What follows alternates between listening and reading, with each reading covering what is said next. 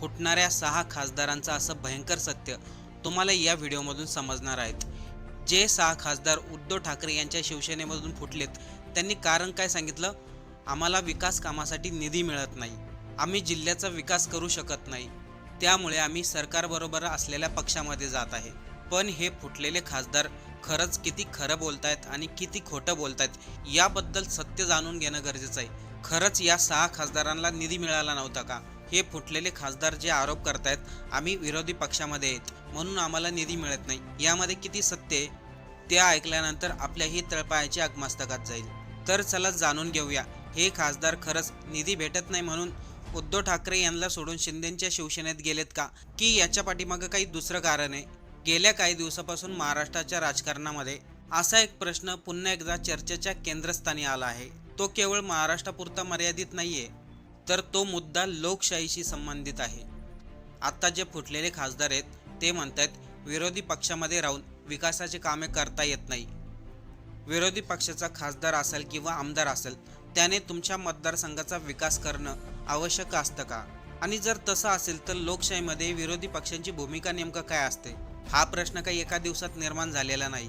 गेल्या 4-5 वर्षापासून जेव्हा जेव्हा आमदार खासदार दुसऱ्या पक्षामध्ये जातात तेव्हा सर्वजण एकच कारण सांगतात, आम्हाला आमच्या जिल्ह्याचा विकास करायचा आहे, त्यासाठी आम्ही सत्तेमध्ये जात आहोत. आम्ही जर विरोधी पक्षामध्ये राहिलो तर आम्हाला निधी मिळणार नाही. पण आता तुम्हाला या व्हिडिओमधून समजेल या खासदारांना किती कोटी रुपयाचा निधी मिळाला होता आणि हे खासदार असं का सांगतायत आम्हाला निधी मिळाला नव्हता. जेव्हा काँग्रेसचं सरकार होतं केंद्रात आणि महाराष्ट्रात, तेव्हाही बरेच आमदार खासदार फुटायचे, पण विरोधी पक्षातील कोणत्याही आमदार खासदारांनी असा आरोप केला नाही, आम्हाला विकास कामासाठी निधी भेटत नाही म्हणून आम्ही सत्तेमध्ये जात आहोत. पण अलीकडच्या काळामध्ये जेव्हा जेव्हा आमदार खासदार फुटतात तेव्हा एकच कारण सांगतात, आम्हाला निधी दिला जात नाही. एवढंच काय, जेव्हा भाजपची सत्ता नव्हती, मुख्यमंत्री देवेंद्र फडणवीस हे विरोधी पक्षनेता होते, त्यांच्याही पक्षातील कोणत्याही आमदारांनी खासदारांनी असा आरोप केला नव्हता, आम्हाला निधी भेटत नाही. पण आता मात्र जे खासदार आमदार फुटत आहेत ते एकच कारण सांगतात, निधी भेटत नाही. आता बघा, आत्ताचे जे सर्व खासदार फुटलेत उद्धव ठाकरे यांच्या शिवसेनेतील, ते सर्व मशाल चिन्हावरती निवडून आले होते. मशाल चिन्हावरती त्यांनी प्रचार केला होता, उद्धव ठाकरेंनी त्यांना पाठिंबा दिला होता. आणि हेच खासदार आता म्हणतात आमच्या जिल्ह्यामध्ये रस्ता नाही, पाणी नाही, ट्रान्सफॉर्मर नाही आणि यासाठी आम्हाला सत्तेमध्ये जाणं गरजेचं आहे. आता सर्वांनी लक्ष देऊन ऐका, कोणत्या खासदारांना किती कोटीचा निधी मिळाला होता. सर्वात पहिले खासदार येतात ते संजय बंडू जाधव.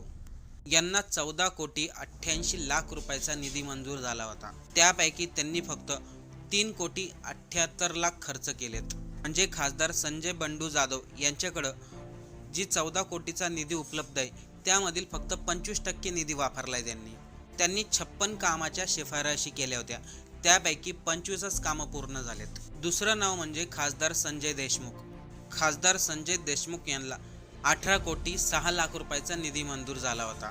त्या 18 कोटीपैकी खर्च झाला फक्त 1 कोटी 42 लाख रुपये. संजय देशमुख यांनी 106 कामाची शिफारस केली होती, त्यापैकी फक्त 7च कामं पूर्ण झालेली दिसत आहेत.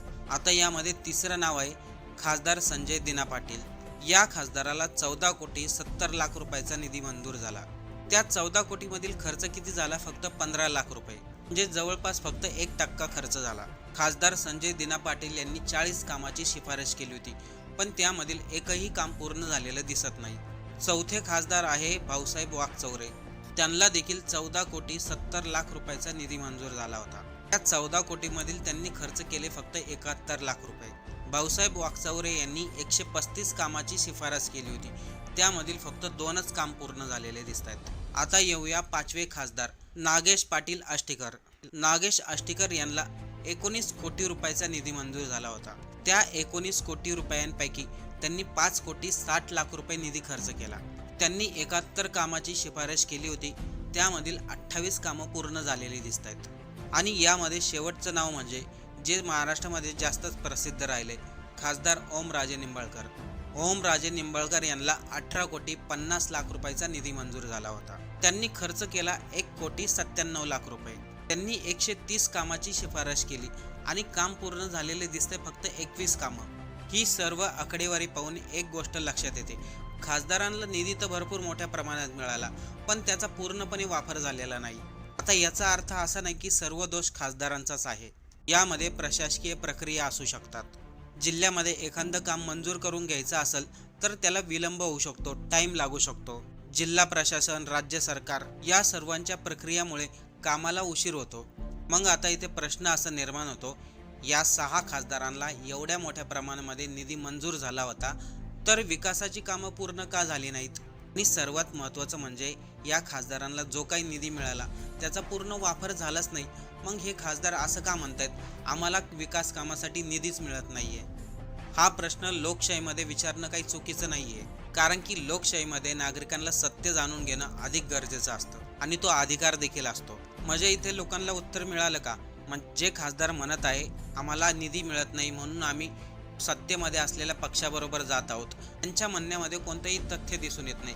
कारण आपण पाहिलंच कोणत्या खासदाराला किती निधी मिळतो. म्हणजे खरंच लोकांना वेगळी दिशा दाखवली जाते का? जेव्हा भाजप विरोधी पक्षामध्ये होतं तेव्हा त्यांच्या पक्षातील कोणीही तक्रार केली नाही आम्हाला निधी भेटत नाही म्हणून. पहिली गोष्ट तर हे खासदार जे म्हणतायत आम्हाला निधी भेटत नाही, ही गोष्ट खोटी ठरते. आणि दुसरी गोष्ट म्हणजे लोकांनी ज्या व्यक्तीवरती भरोसा ठेवून त्यांना मतदान केलं त्या लोकांच्या मतदानाचा हा सरळ सरळ अपमान दिसतोय. कारण की अनेक लोक असं म्हणत आहेत आम्ही मतदान केलं एका खासदाराला, एका पक्षाला, पण तोच आमदार खासदार आता दुसऱ्या पक्षात गेले, म्हणजे आमच्या मतदानाचा अधिकार राहिला की नाही, आमचं मतदान वाया गेलं. आता आम्ही लोकशाहीवरती विश्वास कसा ठेवायचा? अनेक लोकांनी असे आता प्रश्न उपस्थित केले आहे. आता जर प्रत्येक आमदाराला, खासदाराला सत्तेमध्ये जायचं असेल तर विरोधी पक्षामध्ये राहणार तरी कोण? सरकारला प्रश्न कोण विचारणार? सरकारच्या चुका कोण दाखवून देणार? बऱ्याचशा लोकांना हे माहिती नाही, लोकशाहीमध्ये सत्ताधारी पक्ष जितका महत्त्वाचा असतो ना, तितकाच विरोधी पक्ष महत्त्वाचा असतो. जेव्हा देशामधील विरोधी पक्ष मजबूत असतो तेव्हा लोकशाही पूर्णपणे टिकून राहते. पण जर विरोधी पक्षच संपत चालला तर मात्र लोकशाहीवरती मोठा आघात होण्याची शक्यता असते. कारण की विरोधी पक्ष केवळ निवडणूक लढवणारी यंत्रणा नाहीये, ही सरकारवरती नियंत्रण ठेवणारी व्यवस्था आहे. म्हणूनच या सर्व प्रकरणाकडे फक्त पक्षांतर म्हणून पाहता येणार नाही. हा विषय एखाद्या आमदाराचा, खासदाराचा किंवा एखाद्या पक्षाचा नाहीये, हा लोकशाहीच्या आरोग्याशी संबंधित आहे. तर खरोखरच विरोधी पक्षाच्या प्रतिनिधींना निधी मिळत नसेल, विकास कामे रोखले जात असतील तर तो लोकशाहीच्या दृष्टीने खूप गंभीर विषय आहे. जर खासदारांना निधी भेटून देखील ते म्हणत असतील आम्हाला निधी भेटला नाही, तर त्या सर्व गोष्टीची चौकशी होणंही गरजेचं असतं. पण दुसऱ्या पक्षामध्ये जाणं हा काही मार्ग योग्य नव्हता. आता एकीकडे खासदार म्हणतात आम्हाला निधी मिळत नाही, दुसरीकडे खासदारांना कोट्यावधी रुपयाचा निधी मिळतोय. जर विकासासाठी सर्वच खासदार आमदार सत्तेमध्ये गेले तर विरोधी पक्ष देशामध्ये राहणारच नाही. आणि सध्याची परिस्थिती तरी अशीच निर्माण झालेली आहे. अनेक देशांमध्ये राज्यशाही चालते, हुकुमशाही चालते. कदाचित अशी ही परिस्थिती निर्माण होऊ शकते. कारण की विरोधी पक्षाला ज्या पद्धतीने संपवलं जात आहे, ज्या पद्धतीने विरोधी पक्ष संपत चालला आहे, त्यावरून हेच चित्र दिसते आता.